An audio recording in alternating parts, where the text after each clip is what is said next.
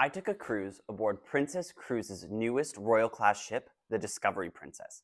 And from all the positive reviews I had heard online, I had very high expectations. This cruise was very much a research experiment for me. While I'd sailed with Princess before on some of their older ships, this was my first time sailing aboard one of their newer Royal Class ships. This was also my first time trying Princess's Medallion Class experience and experiencing the company's new branding, fully embracing its history of being the Love Boat. From the second I booked my cruise to the second I disembarked, I was determined to find out whether or not I liked the new Princess Cruises. For those of you who don't know, I am a travel agent with Expedia Cruises. Now, as travel agents, we sometimes get opportunities to sail on board what are called seminars at sea. They're training cruises offered by the cruise line as a way for travel partners to be able to experience their products firsthand through onboard trainings and getting to experience all that the ship has to offer during free time. The hope is that we travel agents will take this new experience and knowledge back to land to be able to sell the cruise line's products to our clients better. When I saw that a 4-night seminar at sea aboard Princess's newest ship was available, one that started in Los Angeles and ended in my home port of Vancouver, I knew I had to take advantage of the opportunity. My voyage started at the port of San Pedro, which is located about 30 to 45 minutes from LAX. I arrived at the port around 2 p.m. and the place was a ghost town. Most people had boarded the ship already and there was no line at the terminal. In about 5 minutes, we scanned our boarding passes, picked up our medallions, went through security, and boarded the ship. The medallion is this little device about the size of a coin that replaces the traditional cruise card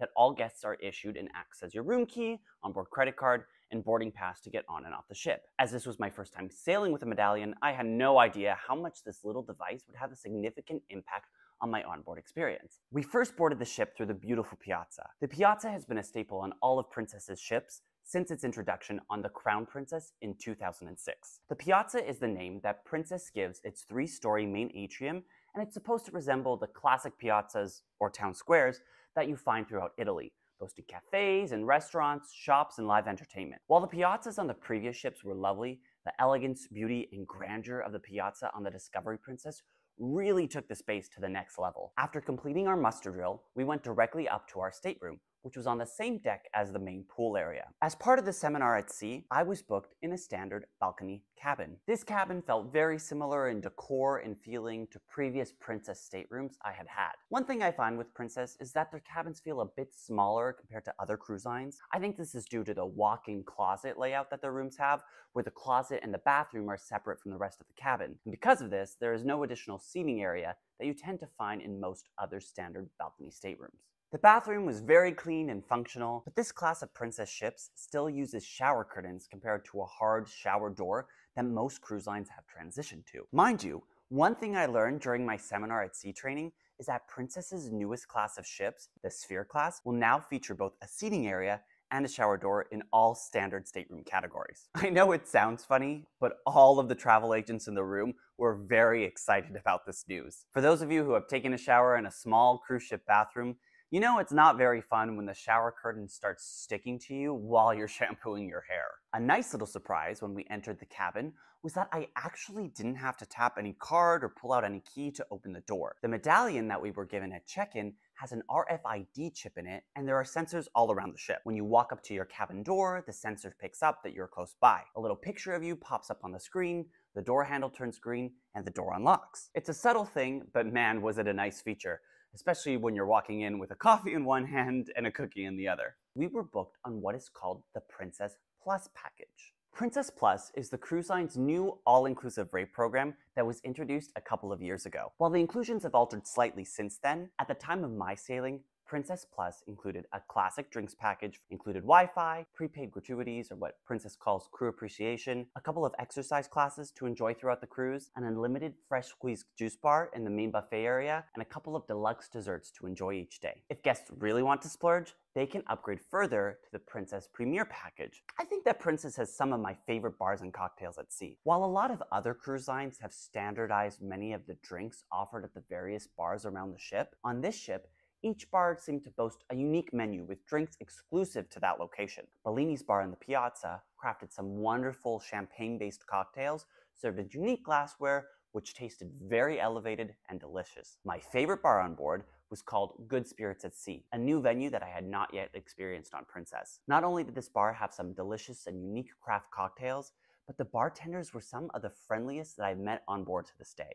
I think the greatest feature of the Medallion is the seamless guest experience that it allows for while on board. Because there are sensors all throughout the ship, whenever you walk up to a bar and order a drink, your name and photo appear on the crew member's iPad. So when you order, for example, a gin and tonic at the pool bar, when you walk up, they'll be like, "Oh yes, from Mr. Nicholas," and prepare it for you right there. You don't have to give them your cruise card or medallion. It's all touchless and seamless. I was really impressed by the crew's ability to intuitively use guests' names and anticipate their requests because of this technology. You can also use the Princess Cruises Medallion app on your phone to order things directly to you with this feature called Ocean Now. It works whether you're in your cabin, in a hot tub on the pool deck, or in the middle of the buffet. I ordered a margarita while in the hot tub one afternoon while watching one of the outdoor movies under the stars, and I never even had to get up to order my drink. That was very, very cool. Princess's movies under the stars have been a staple on board their ships since its debut on the Caribbean Princess back in 2003. While we were on board, they played the new Top Gun sequel throughout the day,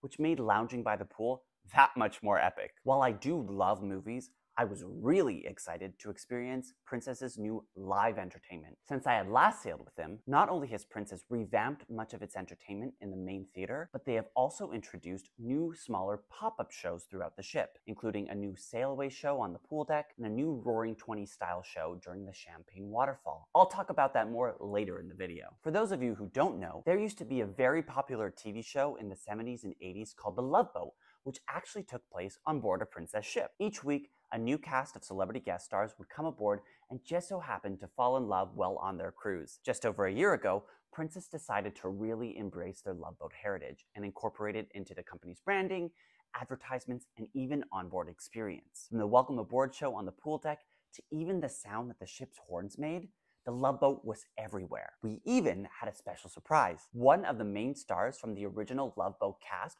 was sailing on board with us. Back to the welcome aboard party, as much as I really liked the new production quality of it all, I personally could really tell how Princess is standardizing their entertainment and activity offerings on all of their ships. Because while the welcome aboard show was a lot of fun and high energy, you could tell that it was very much scripted, all the way down to what the cruise director would say, interspliced with pre-recorded videos by crew members and head office staff members. As a first-time guest experiencing this, I did really enjoy it, but if you were to sail with Princess regularly, I think you might find the show a bit repetitive. And honestly, that's something that I've noticed with Princess in general for many years. Their onboard experience is very standardized and repetitive. For example, even though this was the newest ship in their fleet, the decor on board felt pretty much identical to the last ship that I sailed on, which is now over 15 years old and an entirely different class of ships. The venues were pretty much the same as the old ships, they were just a little bit larger and the decor slightly different, but even the elevator lobbies and stairwells felt pretty much identical. For some people, the similarity and consistency is a really good thing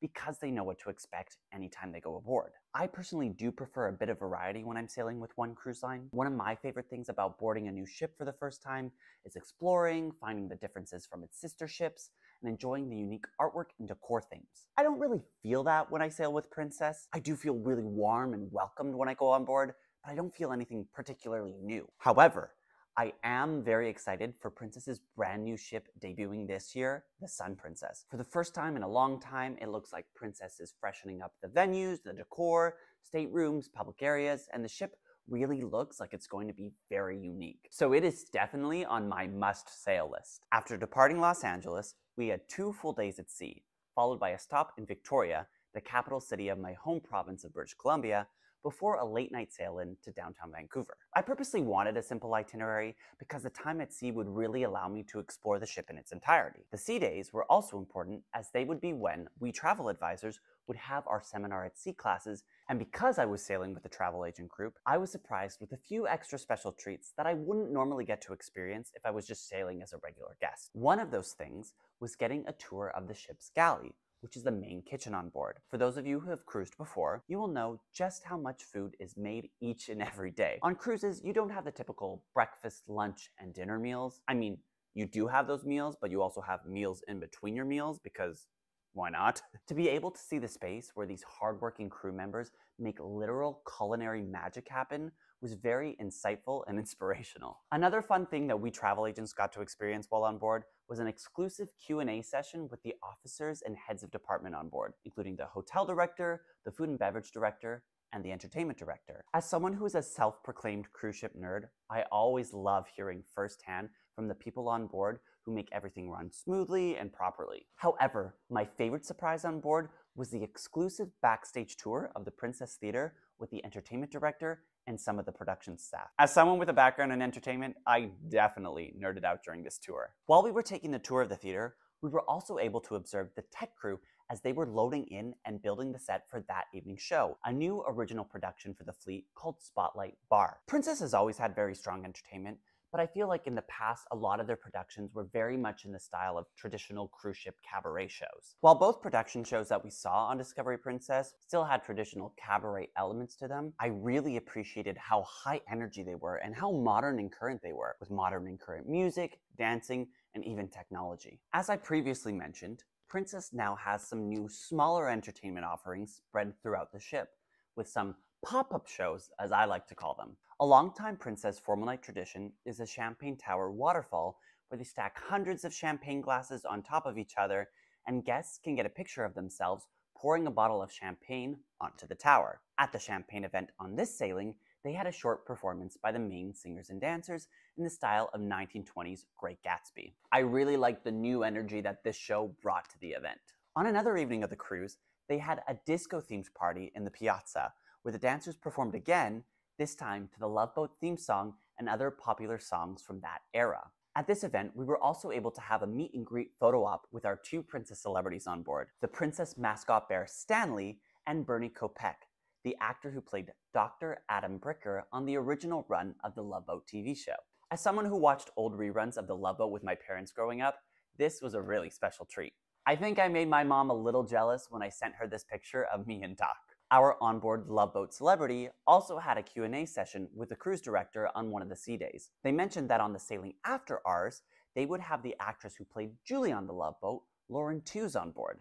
So it seems like Princess is really trying to appeal to fans of the show. I ate in the main dining room for dinner on 2 of our 4 nights, and overall was very pleased with the service and the cuisine. I found that the World Fresh Marketplace, the main buffet on the Lido deck, was of good standard quality and offered the typical selection of buffet food. I just didn't find it as amazing as the buffets found on premium competitor Celebrity Cruises, but it definitely did not disappoint. Something I don't normally do while on cruises is pay for specialty dining. Because I had some onboard credit included in my cruise fare, I did try 2 specialty venues on board. Princess's specialty restaurants tend to have a lower cover charge compared to other cruise lines, so my onboard credit actually went pretty far. The first specialty restaurant I tried was called Bistro sur la Mer, the French seafood restaurant on board. I do really enjoy French food, and being from the West Coast, I really love seafood, but this meal personally wasn't my favorite. The service, ambiance, and presentation were all exquisite. However, the food itself was a bit too heavy for my palate.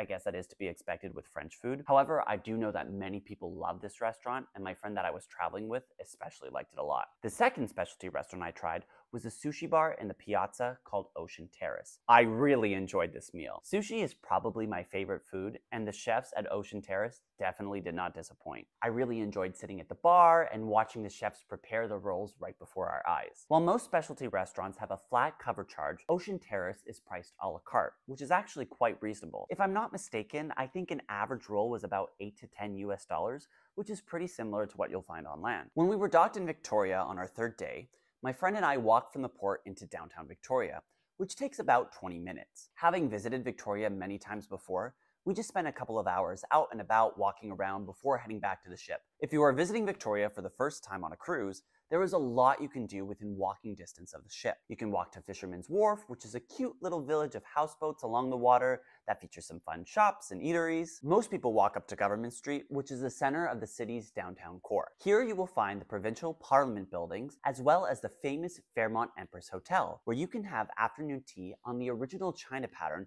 that Queen Elizabeth I dined on when she visited the hotel with King George VI in 1939. After departing Victoria in the late afternoon, we sailed between the coastal islands of British Columbia and Washington State before our late-night arrival into Vancouver. While we were sailing, my parents actually saw our ship, and they sent me this picture, which was pretty cool. The sun had set by the time we were finally sailing into downtown Vancouver, so my friend and I decided to visit the Vista Lounge, which served as the ship's nightclub. We could actually see the shining lights from the city skyscrapers as we were on the dance floor. We had visited the Vista Lounge on the other nights of our cruise, but it always seemed pretty dead and uneventful.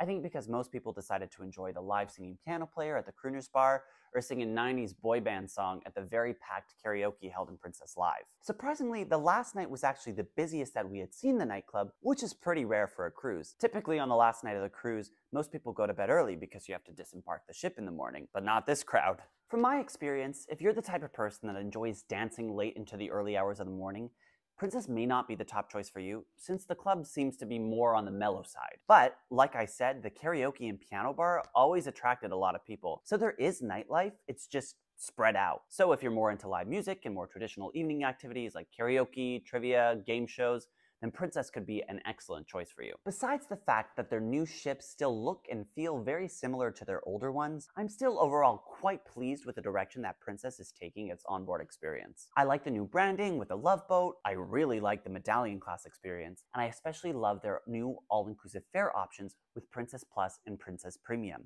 I think the company is really smart to still offer many of the old cruising traditions that a lot of cruise lines have begun to abandon over the years, while still introducing new modern technology, activities, amenities, and entertainment. I've only sailed with Princess on shorter repositioning sailings, mostly from LA to Vancouver, so I don't have much experience with their longer, more port-intensive voyages, particularly those that call to more warmer weather climates, such as Europe or the Caribbean. Princess's pool decks and outdoor spaces are excellent for those warmer weather destinations, especially since I think their ships offer the most number of pools and hot tubs compared to any other cruise line I've sailed with. My favorite pool was the Wakeview pool on the back of the ship. I mean, look at this view. On a sunny day with a drink in hand, absolute perfection. Disembarking in Vancouver is always special, especially since it's super nice being able to walk off the ship, jump in a taxi, and get home in about 30 minutes. Or, in the case for me on this cruise, getting off the ship and walking across the street and going to work. 2 weeks before I took this cruise, I traveled all the way to Fort Lauderdale